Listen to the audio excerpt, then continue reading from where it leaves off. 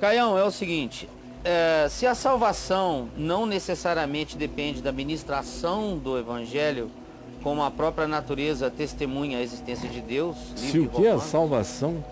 Se a salvação não necessariamente depende da ministração do Evangelho... É a velha pergunta que eu respondo desde 18 anos de idade. Ele fala como a própria natureza testemunha a existência de Deus, Foi na minha tese de ordenação, com 20 anos de idade, a pergunta recorrente era essa.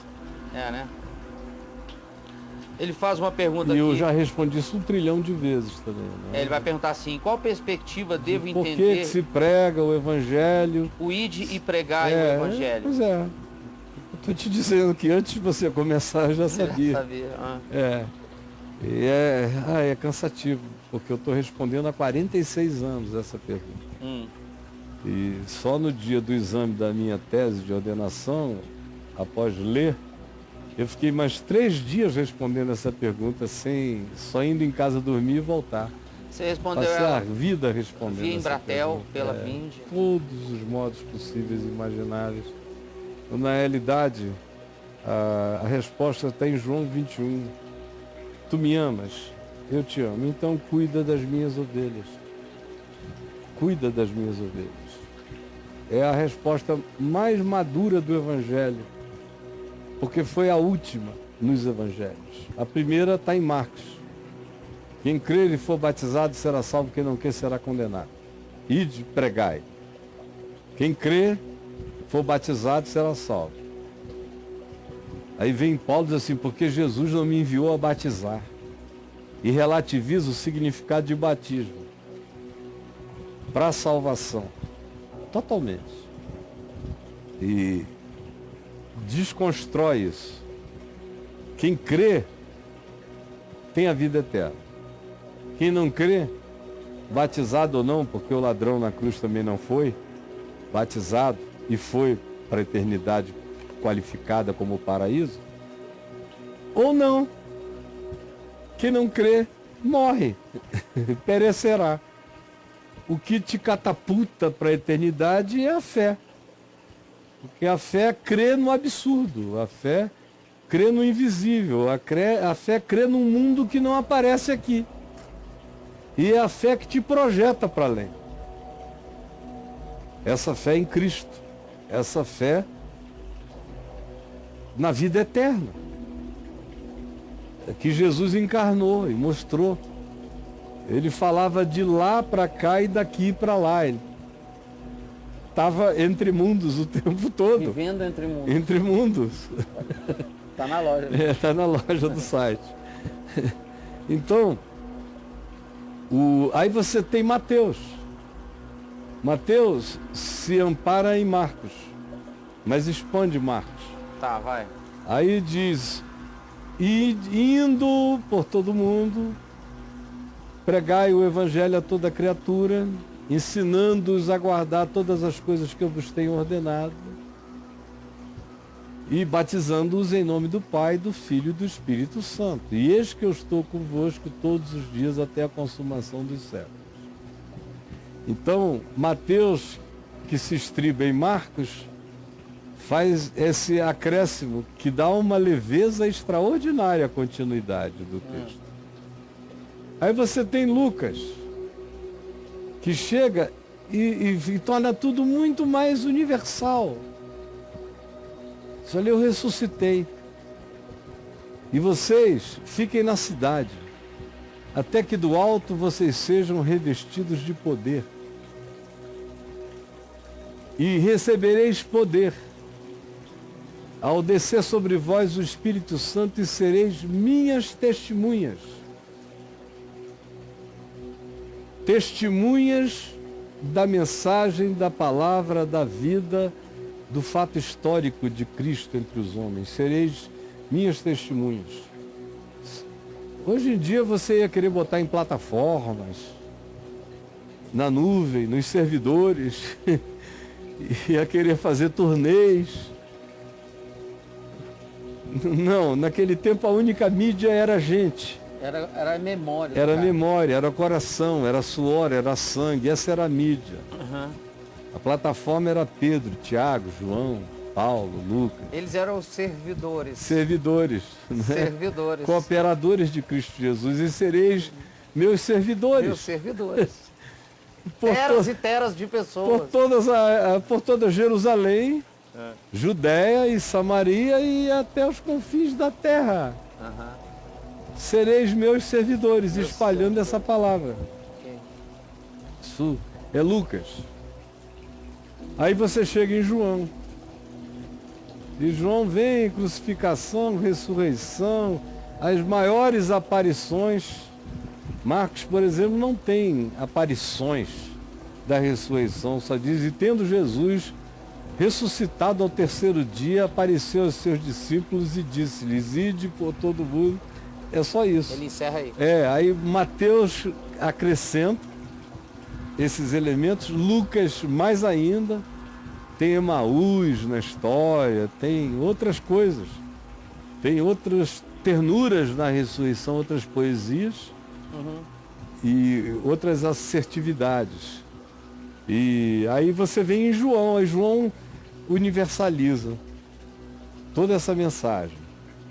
João já velho, com mais de 80 anos, morando em Éfeso, o Mileto de Tales, Mileto do átomo, Mileto da física natural e do verbo. Foi aonde a reflexão do verbo surgiu, foi em Mileto, 300 anos antes de João mudar para lá. O Logos, como o sentido, razão primeira de toda a existência. Então João foi para lá, 300 anos depois, e disse, no princípio era o Logos. E não foi algo que João inventou, foi uma coisa que João aprendeu como fenômeno de comunicação primal de algo indizível. Ele passou a chamar o indizível de Logos, de razão, de articulação, de sentido primal de todas as coisas, de sentido causal de todas as coisas. E o que é que João, que é esse indivíduo que vive essa maturidade, vive nessa dimensão muito mais ecumênica, ou seja, desde que Marcos, que o que ecoou em Pedro, porque Pedro narrou, ditou aquele evangelho para Marcos. E Pedro era um cara muito mais tosco. João era sócio dele na Galileia. Só que entre as memórias de Pedro, em Marcos, e o Evangelho de João, você tem décadas interpostas. Décadas de maturidade. Ou seja, o Evangelho amadureceu também. A narrativa. O Evangelho de Marcos é um evangelho sintético. O de Mateus acrescenta os oráculos do Senhor, parábolas e mais parábolas, e dá mais carne ao conteúdo da cruz e da ressurreição. Por exemplo, entre tantas outras coisas que Mateus enxerta. É como se Marcos fosse um esqueleto e Mateus chegasse com as primeiras carnes e órgãos e tendões e musculaturas, que crescem imensamente mais em Lucas e se tornam mais rígidas de humanidade em Lucas, de musculatura humana em Lucas. E em João ganham a sublimidade divina e a sofisticação de uma narrativa que teve agora 50 anos de reflexão. Dos 30 anos de João aos 80 anos dele, 50 anos, 55 anos de reflexão. Muda muita coisa. Muda demais. Muda demais. E aí o que acontece nesse evangelho da maturidade? Que é, por exemplo, de João. O que ele diz é nada sobre perder, não se perder, céu e inferno, não aparecem nesse evangelho, no final dele. Aparece nos diálogos de Jesus com religiosos judeus. que só falam em morte, em matar, em apedrejar, em inferno. Então Jesus, naquele ambiente, João 5, João 6, João 7, João 8, João 9, João 10, João 11, 12, o papo é esse, é matar. E Jesus disse, olha, quem só fala nisso é filho do inferno, cara. Mas lá, quando ele dá tarefa aos discípulos irem pelo mundo, ele não diz nada, ele só diz, escuta, você me ama? E Pedro diz, tu sabes todas as coisas. Depois de repetir 2 vezes, ele diz isso pela terceira. Tu sabes todas as coisas, tu sabes que eu te amo.